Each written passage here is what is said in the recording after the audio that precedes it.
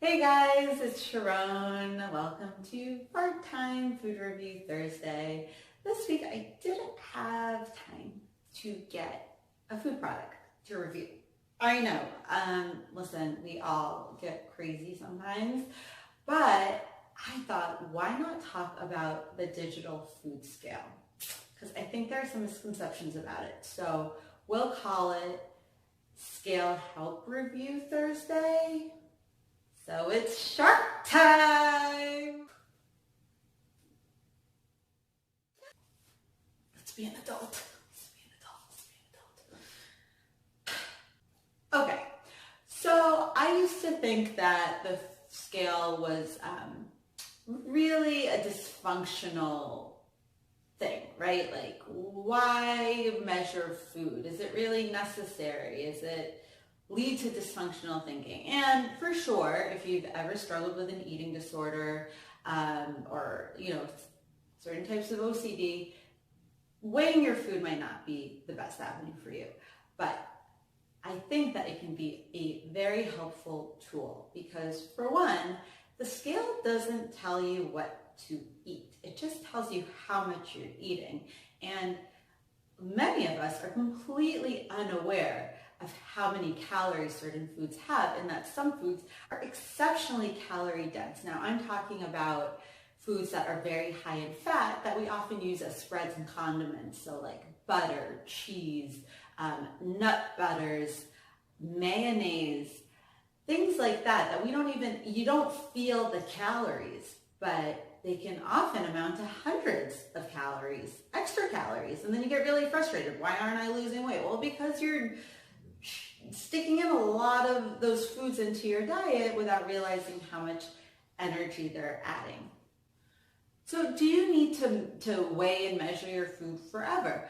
Absolutely not. Once you do it for a period of time, let's say 2 weeks, 3 weeks, you already get a very good sense of, when you take this amount of mayonnaise, it gives you this many calories. It's pretty eye-opening if you're paying attention and letting it sink in. And then, yes, eyeballing it from then on makes sense. But sometimes you just like to have that assurance that you're not taking in a lot extra. I still weigh out things like butter and mayonnaise because I love them both, and I can easily see myself lying to myself about how much I'm using. And the scale is really quick, it's really easy to use. You don't have to futz with measuring cups, measuring spoons, and we're going to do a few examples on how to use it, and then you'll also see different amounts and how many calories. All right, so here I have an open jar of mayo. Pardon my hands, they look like an unkempt 4-year-old's. All right, so if you put on the jar and then you press power, it's going to be 0. I don't know if you can see that, 0. And let's see, taking out some, so like one serving is 14 grams and that says 15 grams. So it's close enough. So this is 100 calories. It's not a lot. 100 calories of mayonnaise. So now I put a plate on. It's saying 336 grams. I don't know. Let's just zero it out. So you tear it. Now it's at 0. Let's say I put a cardboard cracker GG shit thing on it. Let's see. Now, that's fine. I don't need to weigh that out because what I'm really going to weigh out is the peanut butter. So I'm going to tear it. Let's make it 0. And now I'm going to squeeze it. Hold on. This is really not easy to do with one hand. I need an assistant. Where are my child slaves? Okay, hold on. This is looking gross.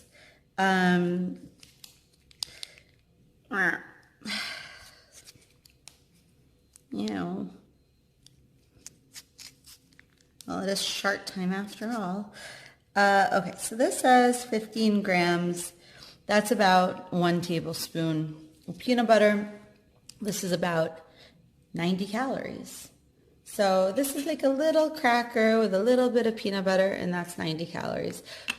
So hopefully those examples were a little eye-opening, maybe made the food scale less intimidating, and hopefully you have a better understanding of what the food scale is, what it does, and how it can be helpful. All right, thanks for sharing with me. See you next week.